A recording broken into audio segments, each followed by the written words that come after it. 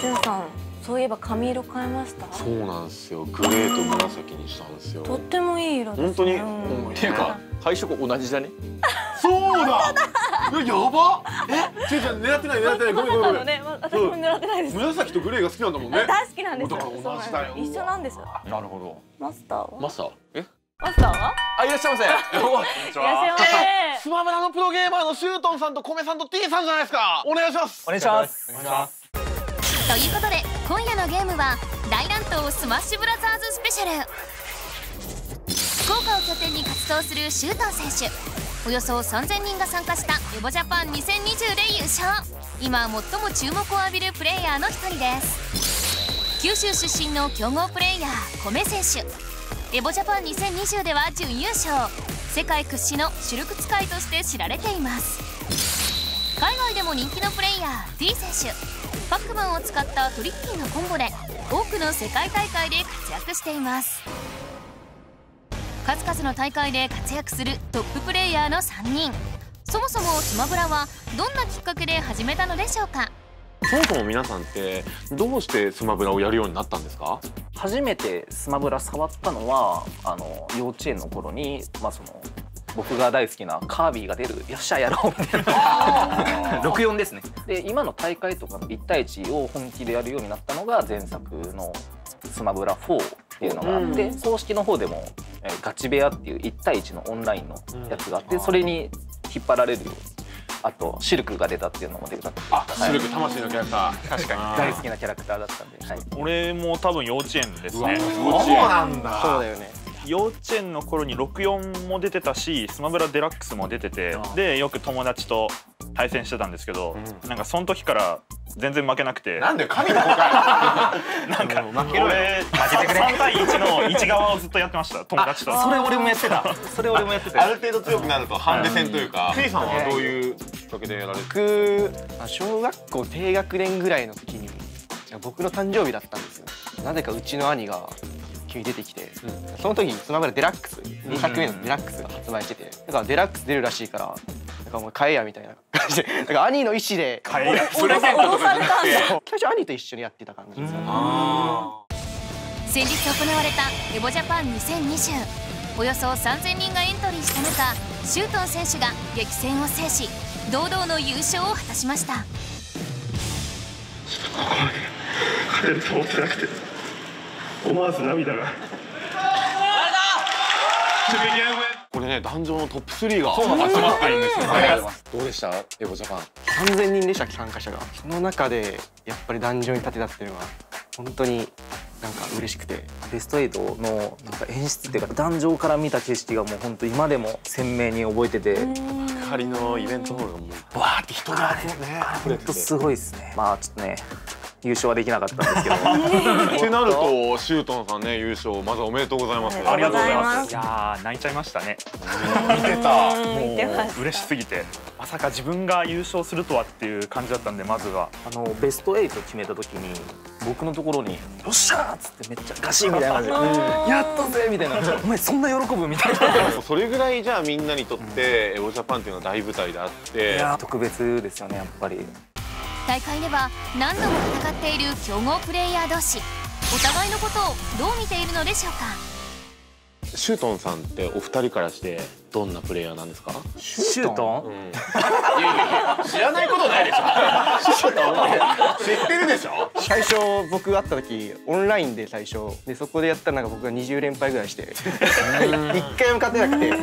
覚えてねなんだこいつみたいな。僕もともと九州住んでて、でシュートンと同じですね、はい、地域だったんですけど、初めて戦った時何これみたいな異次元の強さ絶望して、でその次大会じゃなくて対戦会の時に一日中ずっと連戦してたんですけど1回も勝てなくて。覚えてねえな。やばすぎる。連敗から始まったんですよ僕ら。じゃあお二人からして米さんってどんなプレイヤーですか？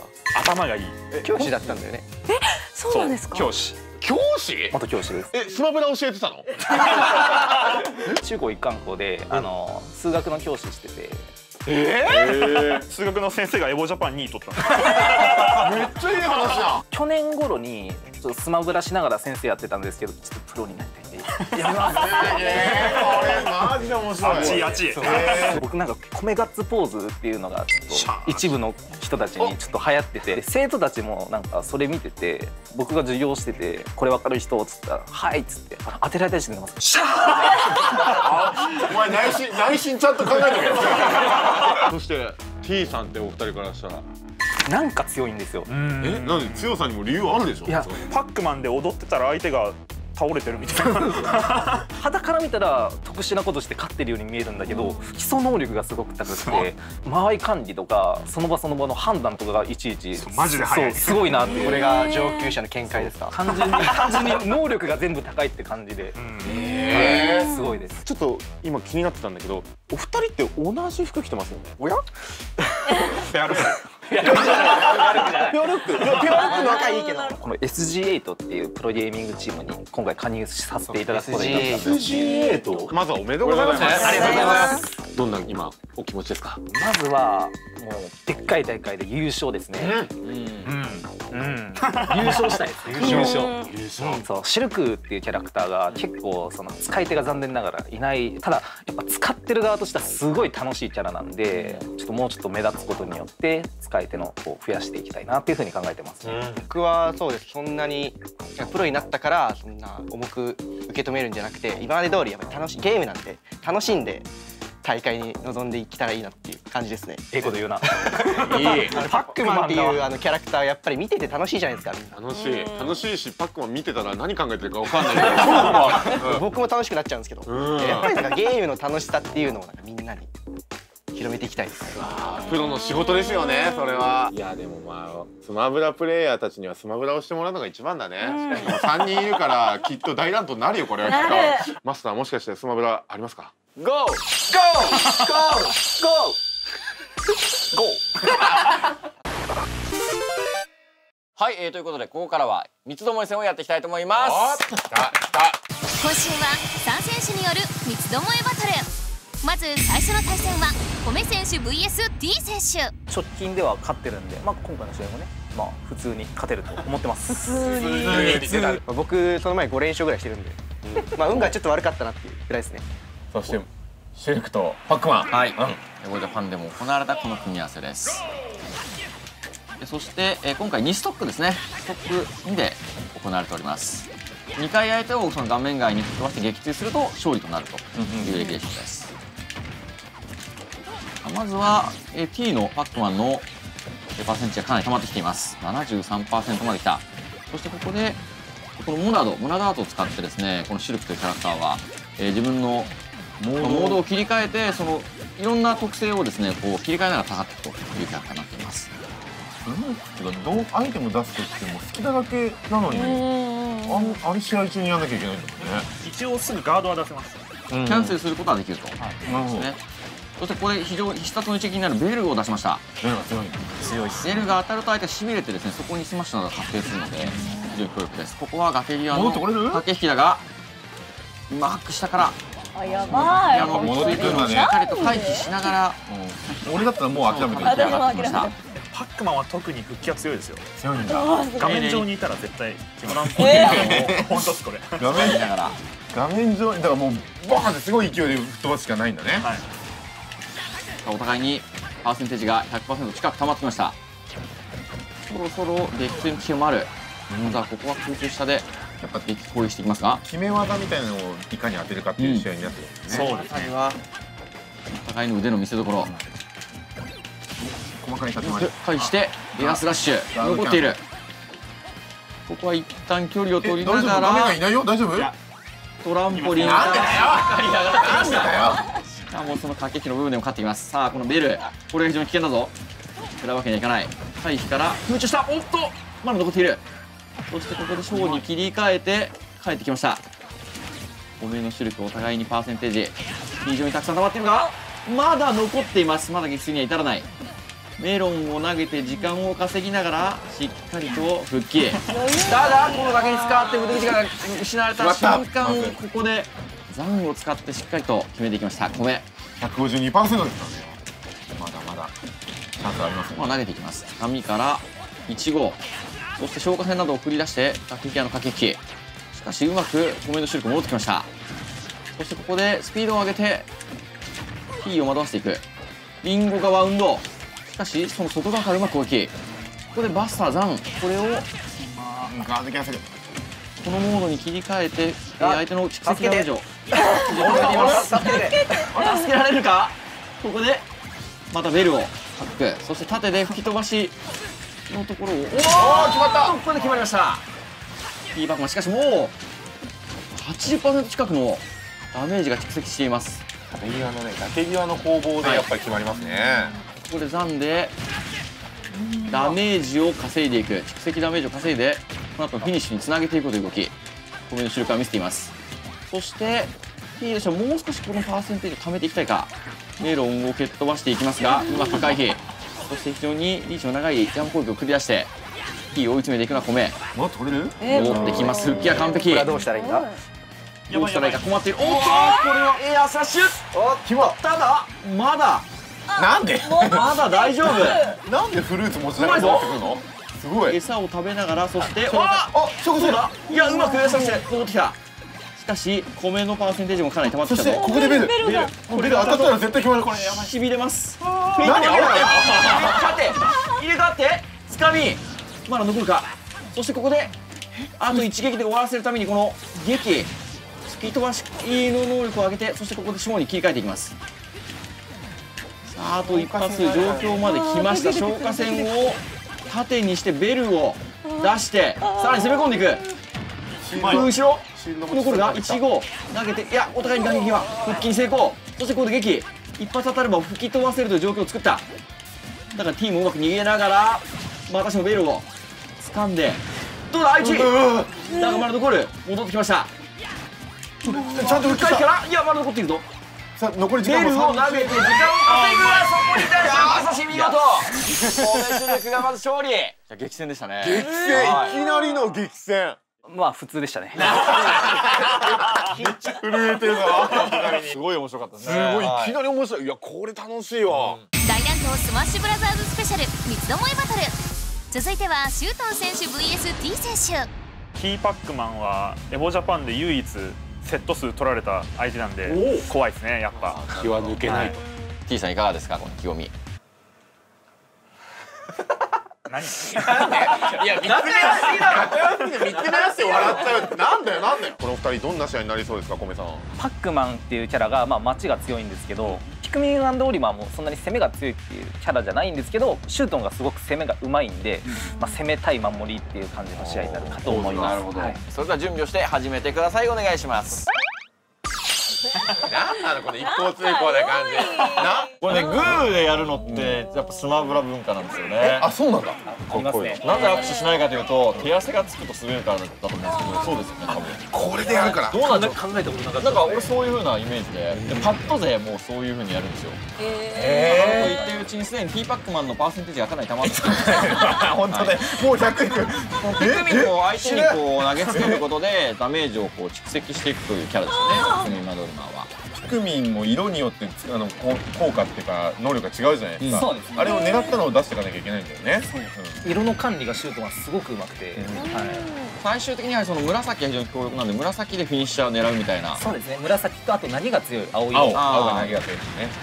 でピコリっていうキャラがパーセント稼ぐのはすごく強いんですけど、うんうん、この撃墜が結構難しいキャラなんで、今ちょっとずつティーパックマンが追いついていくっていう決まり手がないね。100以上は稼げるけれども、そうだから、まあ、毎回こういう風な試合展開になりますね。うまくうまくフィニッシュを決めていったシュートン。しかしもう 100% まで溜まっております。いいぞ。ティーパックマンとしてはまずは1ストックを落としたいところですが、消火栓これを吹き飛ばして紫ジャンプで回避しながらですが追いついていけるか。ピクミンを投げつけていく。ピクミンいつの間にかいるって感じだね。紫ピクミンだから吹き飛ばして、ここで鍵攻撃力の高いキーを選択しました。早い展開だが空上うまく飛ばしていきます。どう戻させないか。絶対自分が戦ってたら今何色ピクミンを持ってるか絶対わかんないんですけど、この早い展開の中でシュートンがそこら辺が本当にうまくてすごいですよね。見極めてるんですよね。うまいぞ。ジラストでブロック。しかしここで横スマで返しました。ただパーセンテージの差はかなり溜まってしまっています。P パックはもう 120% まで来た。ここでしかギャラクションボス、そして連続ヒット。とんでもない、一気に 70% 稼いだぞ。コンボじゃん。追いついてきた。上投げ決まった飛ばしていきました。投射シュートお見事。すごい。シャーうわくそシャー T さんいかがでしたか？まあ次勝つんでいいっす。そうですよ。はい。最後はエボジャパン2020ファイナルの再戦です。シュートン選手 VS コメ選手。エボジャパンのグランドファイナルの再戦となるわけですけれども、うわー、どうなることやら。エボジャパンでは 3-0 してるんで、ここで 4-0 しましょうか。まあここで勝つことによってまあ直近では僕が勝ってるけどねっていう風な。出た。いいな。これかっこいいね。さあどんな試合になりそうですか？米さんのシルクに注目していただきたいんですけど、明らかにリーチが引く鳥よりあるんですよね。方針持ちだもんね。はい。で攻撃面の方も勝利に勝ってるんですけど、そこシュートンのちょっと攻めに注目されがちなんですけど、シュートンは守りの面も強いですね。めっちゃ勝ってる。なるほど言ってるうちにすでに米のこのパーセンテージ 90% を超えて溜まってきてます。やっぱピクミン投げに対してちょっとピクミン剥がしづらいというところもある。対策の仕方が難しいんだ。彼ピクミン投げうまいんですよ。うまく投げながら、ピクミンが取り付けばパーセンテージを稼いでいきますので、それを狙っている。青だったら炎に弱いとかそういうのあるんだよね、確か。そうですね。そして紫は2つ。しかしこのリーチを生かして米のシルクが少しずつ返していってます。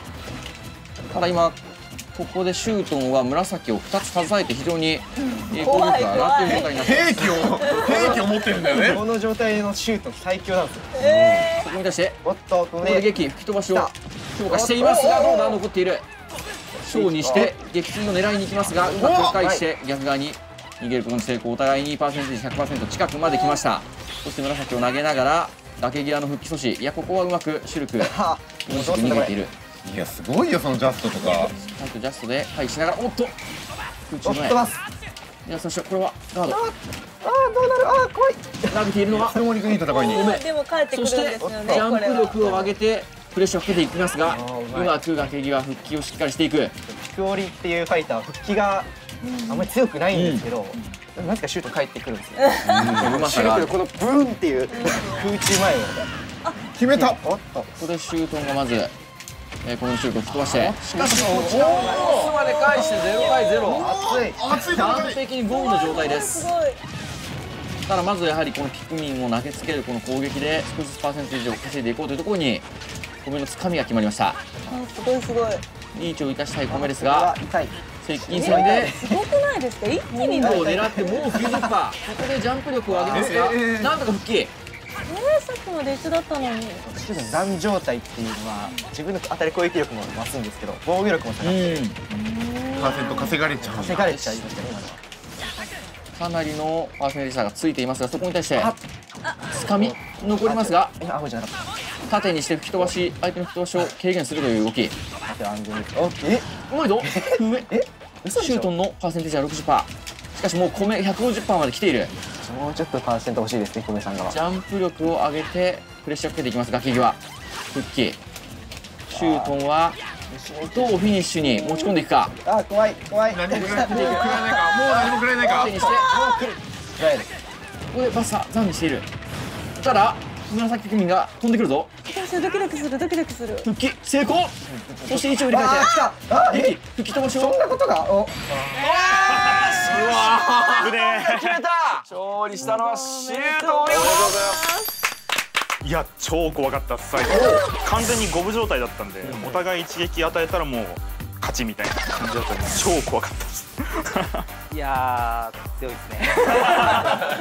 エボジャパンの順位通りになってきましたよ。はい、ということで三つどもえ戦、優勝は2勝全勝シュートン。おめでとうございます。初心者いつかが格ゲーにチャレンジ、格ゲーレッスン。今週の格ゲーレッスンは格ゲー護身の一人、灰谷先生のレッスンです。灰谷さんに来ていただいているんですけど、この2人トパンガチャリティカップで実際に戦ってるんですよね。昨年末の大会でいつかと対戦した灰谷先生。今回はどんなレッスンになるのでしょうか。まずは CPU レベル6の竜と戦って課題を見つけていきます。歩きガードうまい。マジでうまい。波動拳に苦しみながらも今回は見事勝利。変わった。うわすごい。なんかザンギエフの基本的な立ち回りがかなりできてます。しゃがみジャックパンチとか強い牽制技を出して飛んできた相手を波動拳を今ガードしてるってすごいいいんですけど、ダメージ取りたくないですか？取りたいです。取りたいですよね。すごい勧誘誘い文句が来た。ザンギの V スキルって使ったことありますか？波動拳ってガードするとガッてこう押されちゃうんですよ。これがなくなってすぐ動けるんで、こう距離を詰めやすいんですよね。そういう感じで。遅かったね。そう取るタイミングがめちゃくちゃうまいんだけど。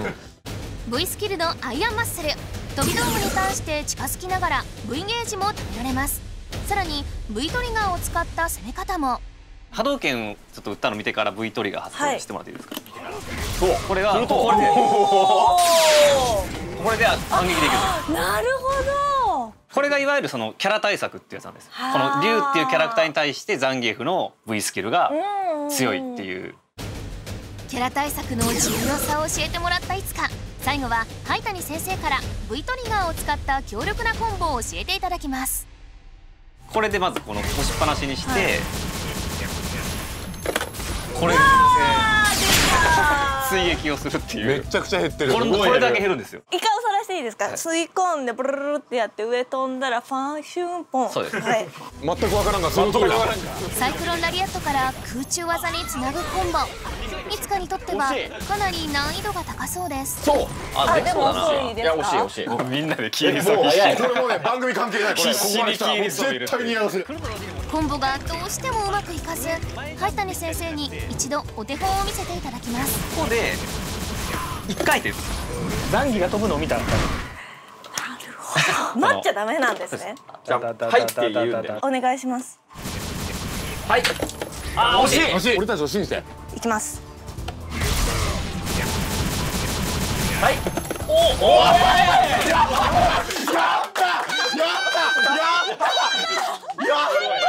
今のすごい。うわ、2020年一番嬉しい。すごい、本当にできた。コンボができなくても抜けるだけですごい強いんで。わかりました。ぐるぐるぐるだけでもすごい強い。やってみてください。やってみます。ありがとうございます。今宵の各劇スタハメ順は大乱闘スマッシュブラザーズスペシャル回でした。テレビの収録ということで、ガチガチに緊張して、いざここに足を踏み入れるとなんか楽しくて、ついなんか時間忘れて喋っちゃいました。楽しそうだった。仲いいんで家にいるみたいに喋っちゃいました。本当に俺らが付き合わされてる気分だった。とにかく楽しかったですね。なんかこんなスマブラのこと喋ったりすることも、仲いい人たちとテレビに出れるとか、そんなない経験をできたんで、すごい楽しかったです。僕の中でやっぱりエボジャパンっていうのが結構本当に特別な大会で、それに対する思いとかを周りの人に伝えることができたっていうのが本当に嬉しいなというふうに思っています。ということで、またのご来店をお待ちしております。ありがとうございました。次回グランブルーファンタジー VS 風の子選手、ボケ選手、立川選手がご来店。